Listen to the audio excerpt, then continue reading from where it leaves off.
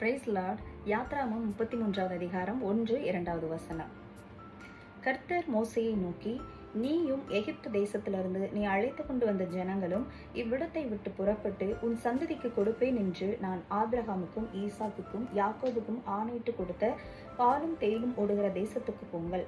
நான் ஒரு தூதனை உங்களுக்கு முன்பாக அனுப்பி கானானியனையும் எமோரியனையும் ஏத்தியனையும் பெரிசியனையும் ஏவியனையும் எபூசியனையும் துரத்தி விடுவேன்.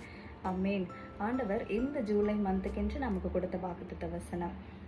நான் உங்களுக்கு கொடுத்த கானான் தேசத்திற்கு போக புறப்படுங்கள் என்று அன்றைக்கு இஸ்ரவேல் ஜனங்களுக்கு கர்த்தர் மோசே கொண்டு சொன்னார்.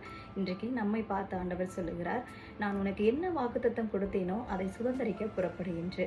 தேவரீர் எழுந்தருளி சீயோனுக்கு இறங்குவீர், அதற்கு தயவுசெய்யும் காலமும் அதற்கு குறித்த நேரமும் வந்தது. ஸோ நம்ம புறப்படுகிற நேரம் வந்தாயிற்று. நிறைய நாள் நீ காத்திருந்துட்ட, ஆனா இன்றைக்கு உன்னுடைய காத்திருப்பின் காலம் முடிந்து உன்னுடைய சிறையிருப்பு மாறி உனக்கு நான் என்ன ஆசீர்வாதத்தை வச்சிருக்கேனோ அதை நீ சுதந்திரிக்கும்படியாக புறப்படு என்று கர்த்தர் நம்மை பார்த்து சொல்லுகிறார். நீ புறப்படும் போதே உனக்கு முன்பாக உன் சத்துருக்களை எல்லாம் நான் துரத்தி விடுவேன் என்று கர்த்தர் சொல்றாரு. இன்றைக்கு நம்மளுடைய வாழ்க்கையில நமக்கு வர வேண்டிய ஆசீர்வாதங்களை சத்துருக்கள் சுதந்திரித்துக் கொண்டிருக்கலாம். ஆனா இனி அப்படி இருப்பதில்லை. ஏசாயா 62வது அதிகாரம் 8வது வசனம் சொல்லுது, இனி நான் உன் தானியத்தை உன் சத்துருக்களுக்கு ஆகாரமாக கொடேன் என்று கர்த்தர் சொல்லுகிறார். அப்போ இதுவரைக்கும் நமக்கு வர வேண்டிய நன்மைகள் ஆசீர்வாதங்கள் எல்லாம் சத்துருக்களின் கையில இருக்கலாம், அவங்க இதுவரைக்கும் அனுபவிச்சுட்டு இருக்கலாம். ஆனா இனி அப்படி இருப்பதில்லைன்னு கர்த்தர் சொல்றாரு. யாத்ராமும் 34வது அதிகாரம் 24வது வசனம் சொல்லுது, நான் புறஜாதிகளை உங்கள் முன்னின்று துரத்தி விட்டு உங்கள் எல்லைகளை விஸ்தாரமாக்குவேன்.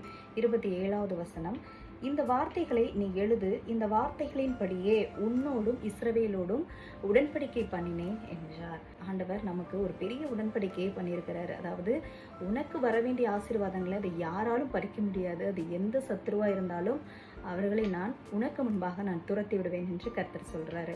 காத்திருக்கிற பிள்ளைகளுக்கு கர்த்தர் விசேஷமா சொல்றது என்னன்னா, என்னாமம் 33வது அதிகாரம் 53வது வசனம், அந்த தேசத்தை சுதந்திரித்துக் கொள்ளும்படி அதை உங்களுக்கு கொடுத்தேன். கானான் தேசம் அதன் எல்லைகள் உட்பட உங்களுக்கு சுதந்திரமாக கிடைக்க போகிறது.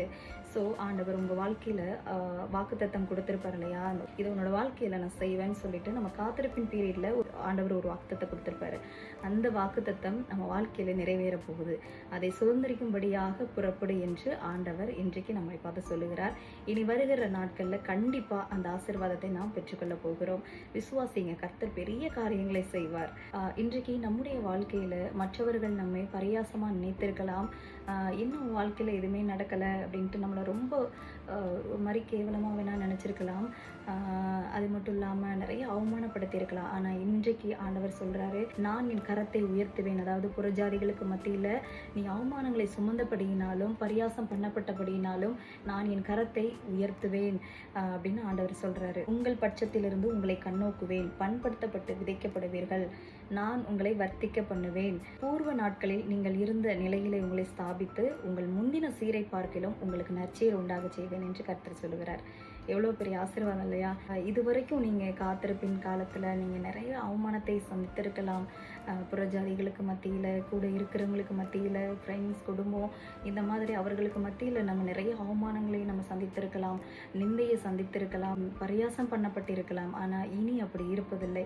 ஆண்டவர் உங்களுக்கு அந்த ஆசீர்வாதத்தை கொடுக்கும்போது அவர்கள் எல்லாம் ஆச்சரியப்படும்படி உங்கள் வாழ்க்கை மாறப்போகுது. கர்த்தர் நம்மளுடைய தலையை உயர்த்தும் போது நம்மை சுற்றி இருக்கிறவர்கள் எல்லாம் கர்த்தருடைய நாமத்தை அவர்கள் அறிந்து கொள்ளும்படியாக கர்த்தர் செய்வார்.